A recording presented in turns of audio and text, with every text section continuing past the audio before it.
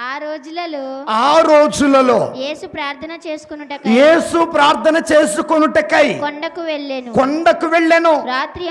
రాత్రంతయు దైవ ప్రార్థనలో మునిగి ఉండెను. ప్రార్థన ఎప్పుడు చేశాడు? రాత్రంతా. ఎందులో? ఫోన్లో ఛార్జింగ్ ఉండాలే కానీ రాత్రంతా యూట్యూబ్ చూడం. నెట్ బ్యాలెన్స్ 1.5 ఉండాలే కానీ నువ్వు ఫేస్బుక్ చూడవు. అవునా కాదా?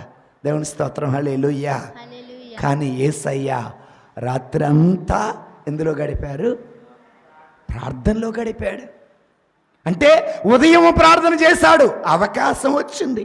రాత్రి ప్రార్థన చేశాడు, అవకాశం, సమయము దొరికినప్పుడల్లా ఆయన ప్రార్థన చేశాడు.